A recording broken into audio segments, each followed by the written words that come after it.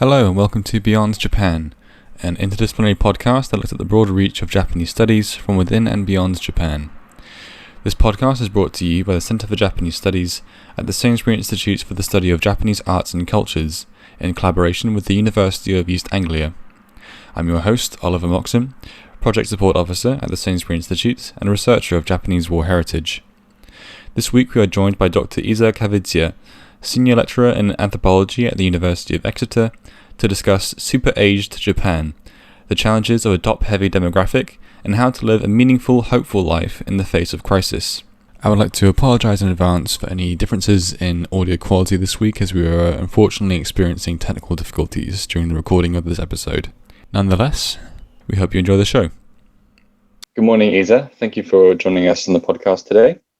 Hello, good morning. It's a pleasure to be here. As usual, I'd like to start off by asking a little bit more about you. Can you tell us about your fields and how your interests have brought you there? Thank you. I'm a lecturer in anthropology at the University of Exeter. So I'm an anthropologist. My interests coalesce around topics of well-being and living well. And I'm an anthropologist of Japan, which means that I've been conducting ethnographic long-term fieldwork in Japan ever since 2008. And as I'm sure many of your listeners know well, ethnographic fieldwork relies on spending extended periods of time in close contact with a group of people. So rather than conducting large-scale surveys, you focus on a smaller group of people and spend a lot of time with them, try to get to know them and build rapport in order to represent their point of view. So that's what anthropologists do. I worked with older people in the Japanese city of Osaka, and so I think many who are familiar with Japan immediately ask why Osaka, what brought me to Osaka and Kansai region of Japan. And I think part of it was serendipitous. It was a range of introductions at first. But at the same time, I was quite aware of the fact that much of the research done in Japan and a lot of the anthropological and sociological research was based in Tokyo, the capital, and maybe it was a little bit overrepresented in the research. So I was interested in doing some work in an urban setting. I was interested in working in a place that's not in the mountains, not necessarily a village. It is very much an urban setting. I was interested in urban ties and the ways that people live together in an urbanized, dense environment. So Osaka seemed like a good choice. So in my doctoral fieldwork, in my doctoral research, I was primarily interested in the ways in which older people understand what constitutes a good life. And I focused with those older people who lived independently or with their families, as much of the research at the time had been conducted in institutions, support homes for the elderly. And I wanted to balance that out, give a little bit of a different perspective on living in older age, because I think living in institutions probably leads to a set of different challenges that don't necessarily have, they're not representative of the experience of aging in its totality. So the focus on well-being and a good life, though, that I had, does not necessarily mean that things were always easy or smooth or rosy for my interlocutors in the field. I think what I was interested in is how people manage to live well despite the challenges that the life brings for them. More recently, since 2013, I've become interested in work and in creativity and the way that work and creativity relate to well-being. And I spent 9 months working with contemporary artists in Osaka. And that project is now being actually expanded into a research on worlds of creativity and work of artists in Japan with support from the AHRC. I also recently started a project on work among older people, so the work in post-retirement, as increasingly large a number of older people are returning to employment and starting sort of second careers. Very exciting stuff. Focusing on the elderly in Japan, this seems to be a topic which is relatively well known amongst those, perhaps even amongst those who don't have a wide knowledge of Japan. As of 2019, 28.4% of Japan's population was over the age of 65, which places it as the country with the highest aged population in the world. This subject has been well documented globally by such renowned broadcasters as the BBC, although the reasons behind the top-heavy demographic are widely debated. Could you give a few key reasons behind this phenomenon and what its immediate impact on Japanese society is? Yes, as you say, this is sort of very prominent in the media worldwide, and I think in the media in Japan as well. So we sort of sense that that population aging is something that is there and it's on people's minds. There are two main reasons for this change in the population structure, and one, of course, is that fewer children are being born, leading to a lower birth rate. And the other reason is that people are living longer lives. And when we speak of longevity and extended life expectancy, well, this is clearly a very positive trend. The fact is many people live longer due to advances in medical field and healthcare. At the same time, larger proportion of older people in the population, or larger proportion of retired people in the population, is often seen as somewhat a problem when the proportions of the active population and those who are seen as dependent become somewhat changed. So the sense is that there are fewer and fewer people who are able to work, and the proportion of older people and young children is higher in relation to those who are able to work. That creates a sort of a sense of elderly being what they call a fiscal burden. There's this sense that there's increasing pressure on healthcare services and certainly on retirement pension schemes and funds being paid into them. This is somewhat mitigated by the fact that older people are also supported by the long-term care insurance, which, being an insurance scheme, means that everybody pays into the scheme, everyone who is working. So then much of that care is then funded from that insurance. At the same time, as there are more and more older people, there certainly is a sense of a pressure on those resources.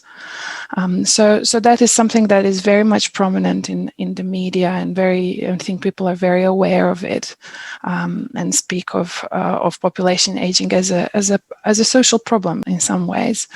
But of course, it also leads to a kind of different sense of living together, and I think you can see sort of societal changes around it. So as you walk through particular areas of the city, you can see the way that the shops are changing, that what is being provided. The area in which I lived in the South Osaka was quite noticeable as a place that was well known for being a good area for living as an older person. On every corner, virtually, there seemed to be a massage parlor or a kositsu, one of those sort of services for older people. So there was this sense that the areas and the entire communities are transforming. Another story that I often tell is in another part of Osaka, a kindergarten had closed, and in its place, a center for aging citizens had been opened. So it's kind of a community center for the elderly had opened. And this really encapsulates this kind of very rapid demographic change that Japan is undergoing. And this might be a bit anecdotal, but one thing that struck me from my time in Japan watching TV was the remarkably high number of elderly celebrities, which is simply not associated with fame here in the UK, at least. Would you say that there is a cultural impact coming from this as well? I think that's a really interesting point that you're raising, in the sense that, maybe the higher proportion of older people in the population, it also means that they are a very significant audience, and that might lead to some positive changes in that. I think the celebrities in this country and in Hollywood as well have been reporting that once they reach a certain age, they're no longer treated in the same way as invited for the roles. There are very few roles for say women over 40. And I think that sort of sense that those lives are in need of representation, and those are the stories that people want to see. I think that might be a positive change in the way that older people are represented in the media. So I think it's an interesting point. It's nice to hear that there might be some positive changes coming from this once. The issue of Japan's aging population, as you've mentioned, is compounded by its low birth rates, with the Japanese Health Ministry expecting its total population to drop by approximately 40 million by 2060. Is there a connection between Japan's increasing elderly population and declining birth rates? Yes, I would say there certainly is. And I think what is interesting about this, and I think is our understanding of, how networks of care operate and what actually it means to live in a society which has a very high proportion of the elderly, and how it feels to live in such a place. So one thing that I already touched upon is the sense that, certain communities are changing, and that the kind of life in those communities is changing. But I think in terms of kind of everyday life, what is kind of interesting from an anthropological perspective is to think how, what is the experience of living in a place where such rapid demographic changes are taking place. So it's not just that, certain proportions and certain numbers are changing. Certain, very, very basic aspects of daily life are very different. So if you think about supporting older people,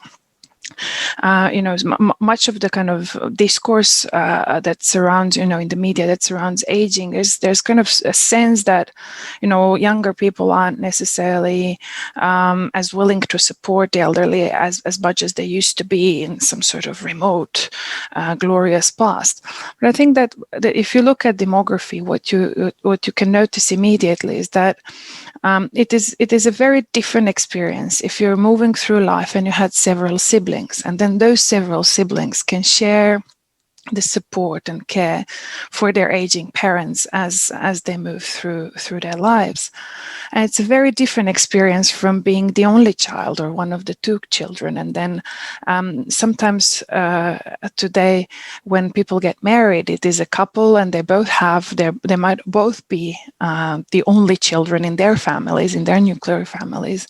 And therefore, as they move through life, they have to look after two pairs of aging parents.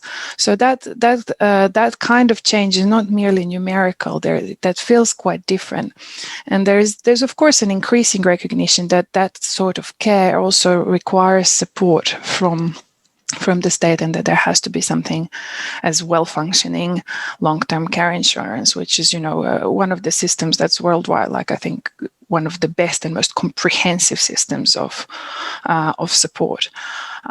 So even though it's of course experiencing pressures and challenges at the moment. So I think what is interesting about this kind of change is this sense that how that actually plays out in people's everyday lives. What does it mean to live in a society that is undergoing such a population change? And I think in some ways that's something that awaits us in other places as well. So would you say that, to summarize, the low birth rate is to do with the economic burden that's created by having to care for two pairs of grandparents as one couple? Or would you say that there's more to it than that? Oh, right. So, I wouldn't go as far as to say that that's like a straightforward sort of relationship. I certainly think that that's part of the story. There's a changing dynamic of what it means to be a couple or a married couple today in Japan. How people perceive that.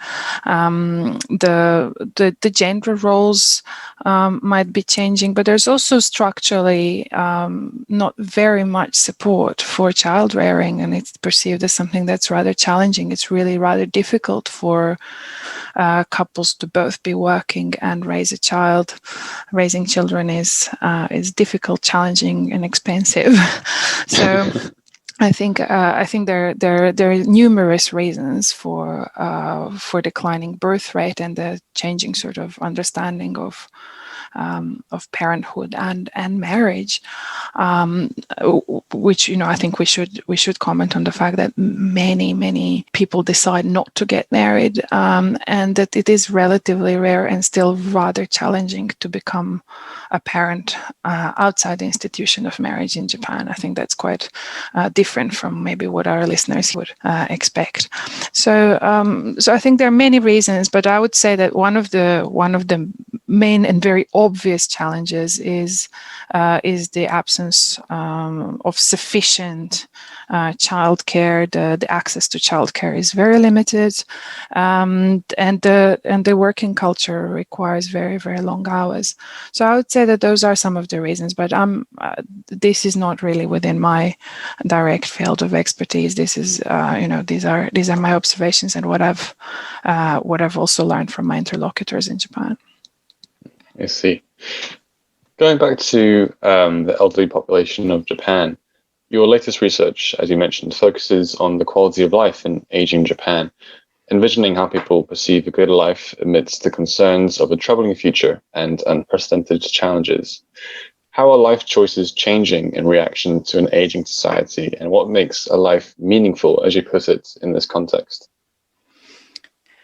So my research was based among older people in Osaka, and I think one of the things that was very clear, that while on one hand there was this very, very wide-ranging sense on the level of media discourses of anxiety about aging, that certainly was not the case with among those older people that I worked with, and so I thought that was a rather interesting phenomenon. So how come that everyone's anxious about aging, but people who are in their old age or approaching old age weren't necessarily as anxious? And of course, this is not to speak about everybody. These were people who were living independently or with their families in their own homes rather than in institutions, and they were part of a very well-functioning community. And I think what was clear is that they were cultivating their community ties of support, and therefore they were able to live independently through interdependence, through support of others. And so I think what is very, very clear, that while we on one hand have these discourses of elderly as possibly as a burden or as dependent or as frail, really on the ground, what we're seeing is that older people themselves are not necessarily always merely recipients of care, but they're providers of care, of various forms of care for others.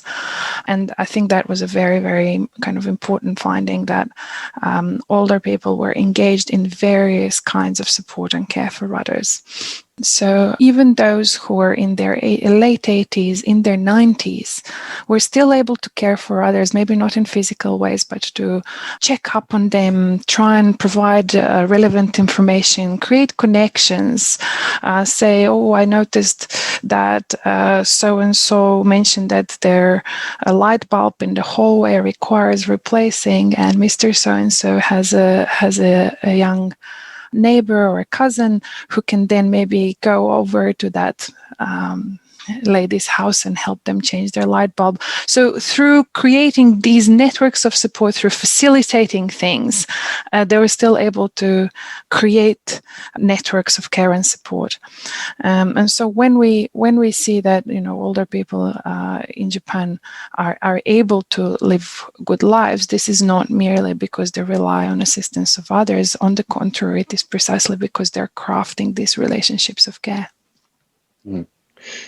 And I suppose as part of this, the understanding of what it means to be old or elderly must also be changing. I suppose that someone who is 60 might be seen as someone who is a young old person who can help someone who is 80 or 90 and is less physically able to take care of themselves too. So it's the definition must be changing too. Is that correct? Oh, I think you're very right about that. I actually don't know if anybody in their 60s would even consider themselves old. And even in sort of past the retirement age, which is the sort of officially now around 65, but that's probably going to be changing as well. So I think certainly people are thinking of themselves as young and capable, and I think they're remaining active, and I think as more and more people are actually moving in this age towards a second employment, I think that's going to change further the perception of age. I see.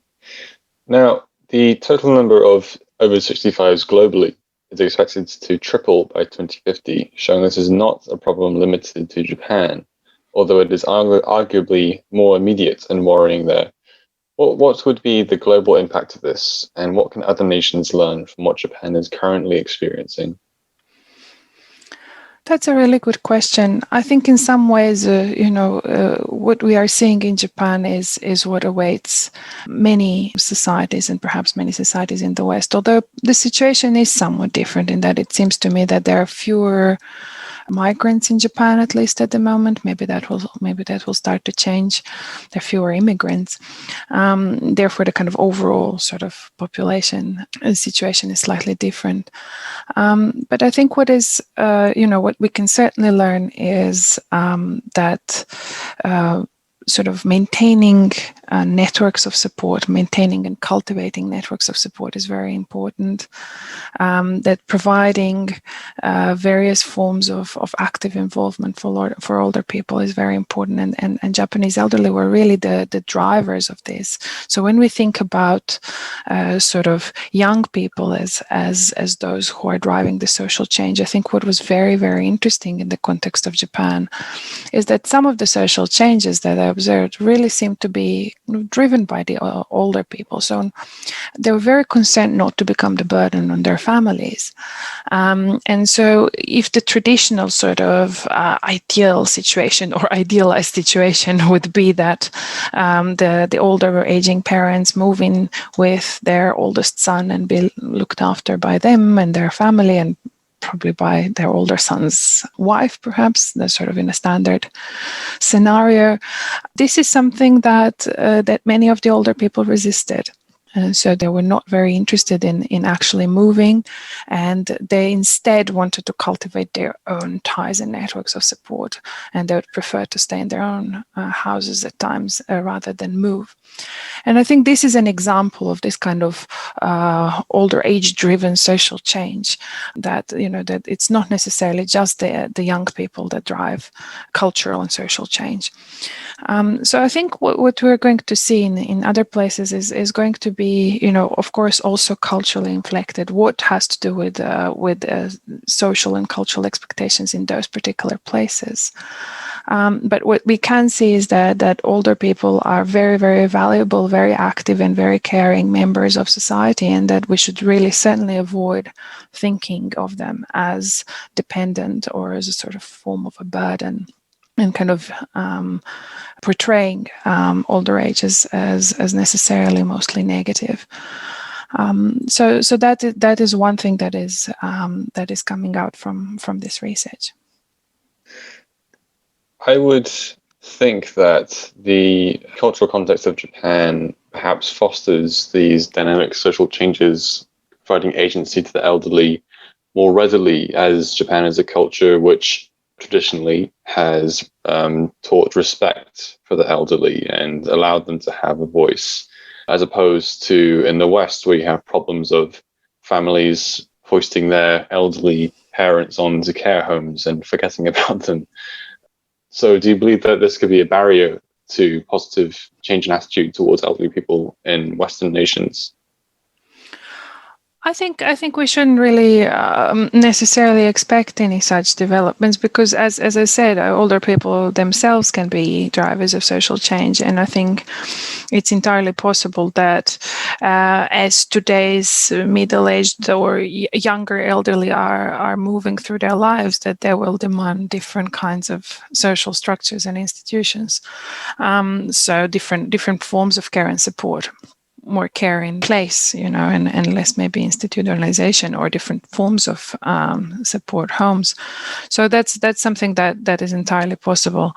I think yes. I think as we're moving through time, we should kind of consider what are the ways to prepare and what are the forms of care and support we can organize. I think it's very much worth thinking about long-term care insurance and some form of long-term care provision. And I think Japanese case is very instructive, both with its challenges, but also with its vision of a very comprehensive care system and the provision that is varied. And I think this is one of the examples, as you kind of brought up this issue of care homes, and not everyone finding themselves wishing to live in a care home. I think what is interesting about the long-term care provision in Japan, and that's something that is, I think, a very good case to look at, is the variety of the provision. So the needs of the person are assessed, and the care is provided according to the needs. But the form of care is something very much that the older person themselves negotiate with their care manager according to how they want it organized. So they might wish to have home helpers. They might wish to move into partially supported accommodation, private accommodation with just simply someone being there. There are various, very diverse arrangements that are there to choose from, both from the public sphere and from the private sector and also NGO sector. So there's a lot to choose from. And now I don't want to overstate how good this is, because certainly there are challenges and there are pressures on this system. And the provision has been shrinking as well. So I don't want to sound as if this is a perfect system, but I think this sense that there is a variety and there is a sense of choice and there is a sense of planning, that's certainly something that is worth learning from. The other trend that I would like to learn more about, and I think that would be also instructive for other societies, is this trend towards longer employment or re-employment in retirement. At the moment, actually, many companies are still suggesting that their employees retire relatively early, and there is now sort of a legal framework in Japan that's moving the retirement age further. And not everyone wants to retire early, but at the same time, we also should be aware of the fact that many people who are returning to employment in retirement, while some of them might be doing it because of the kind of additional interest and activity that brings to their life, not everyone really necessarily is doing it for that reason. Some might be motivated financially. So I think that it's worth finding out more about how that is going to play out. And this is a changing situation. And of course, now in the context of COVID, this might be even more complicated because, of course, older people might be more vulnerable and therefore less likely to take up certain kinds of second careers. But I think this is sort of a sphere that I think we're going to all have to think about more carefully, work in older age. Finally, on the subject of COVID, you have expanded on your work on meaningful lives by exploring ethnographies of hope. Could you tell us a little more about your research there and perhaps give us a message of hope to finish on in these troubled times? Thank you. That's a wonderful invitation, but I hope I can live up to it. I think when we think about hope in Japan, the sort of most prominent work is probably of work of Yamada Masahiro, who suggested that hope in Japan is increasingly shifting into two camps, that there are two camps of people, one that can hope and the other that cannot hope anymore. Hope haves and hope have-nots, if you wish. That there's a sort of increasing gap in the Japanese society in the ability to hope. And I think that is very much to do with the sense that the sort of security and safety net in Japan is becoming increasingly threadbare, that some people are finding themselves in permanent employment while others are increasingly in unstable and underpaid temporary forms of employment, precarious situations. And that really leads to this sort of bifurcation bifurcation between those who can have hope and then those who cannot hope. But I think there's a danger in framing hope in this way.